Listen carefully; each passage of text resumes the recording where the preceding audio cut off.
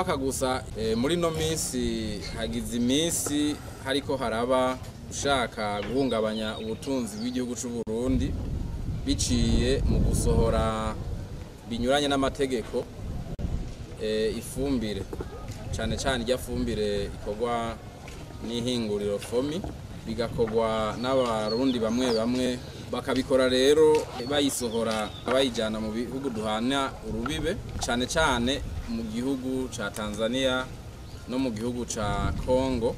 Nivyo bigize iminsi vyibonekeza muri no minsi ine gusa haciye hakaba rero hamaze gufatwa abantu batari bake n'ibiro bitari bike by'iyo fumbire bimaze gufatwa, ari naco gituma twaciye turungikwa n'Ubushikiranganji bubiri tusanzwe tuvugira kugira ngo twishikire ku mupaka umwe muri iyo mipaka tuvuze, ari wo mupaka wo ngaha muri komine ya Gisuru jabuka mu gihugu ca Tanzaniya. Nk'akarorero twoca duhera ko nyene kabereye ngaha nyene igenekerezo rya 22 Gitugutu umwaka wa 2023 aha nyene kuri uwo mupaka hafatiwe imifuko ishika kuri 4 y'ifumbire y'ikizungu riva mu ishirahamwe FOMI, ifumbire bita imbura, no kuvuga ni hafi ibiro 100. Akaba rero yafatanywe na Karutimana Diodone afise imyaka 25 asanzwe abangaha nyene,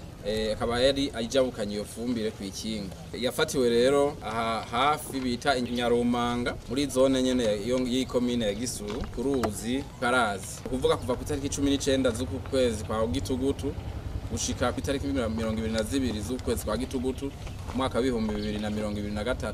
Ubundi bubisha nk'ubwo bwakorewe kuri runo rubibe ariko mu yindi ntara ni hariya mu ntara ya Makamba Imabanda ku gasozi bita Gahama muri zone Gatara muri komine ya Mabanda mu ntara ya Makamba, aho hafatiwe imifuko 7 igizwe n'imifuko 6 y'ifumbire y'ikizungu riva mu ishirahamwe FOMI hamwe n'umufuko umwe w'ifumbire y'ikizungu yitwa ire. Iyo nawe ikaba yafatiwe ku ipikipiki ifise imparati ya fe 9946A, kandi iyi kugira ngo ifatwe bakaba abapolisi barinze kurasa hejuru amasasu 2 kugira ngo uyu mubisha yarayitwaye yitwa Igivuze Chris Elwa afite imyaka 26 abone guhagarara. Ivyo rero bikaba vyabaye ku itariki 19 z'ukwezi kwa Gitugutu umwaka wa 2023.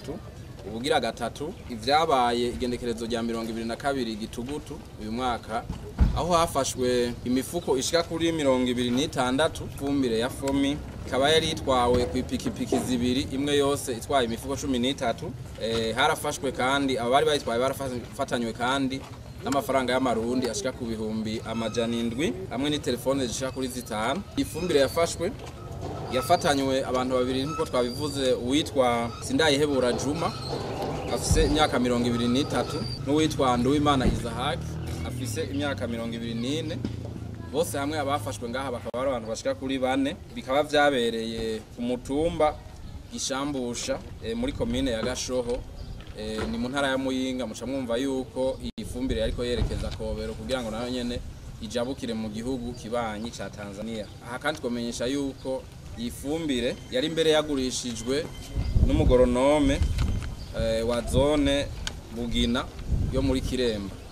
Muca mwumva yuko muri buno bubisha harimwo mbere n'abari basanzwe bajejwe kubugwanya. Umugoronome ahubwo niwe yategezwa kuyibika akayishikiriza bene gihugu kandi akaraba yuko bariko barayikoresha neza ico yagendewe. Mugabo murumva yuko ari we yari yagiye mu bayigurisha mu ntara ya Makamba igenekerezo rya 20 Gitugutu uyu mwaka wa 2023, aho hafashwe ibiro 50 ifumbire y'ishirahamwe FOMI imbura. Bifatanwa uwitwa Ntawuyankira Gabriel afise imyaka 32. Bikaba vyafatiwe ku mutumba Utenderi zone Gatabo muri komine ya Kayogoro ku ruzi rwa Maragarazi. Muca mwumva ko ari hariya mu ntara ya Makamba.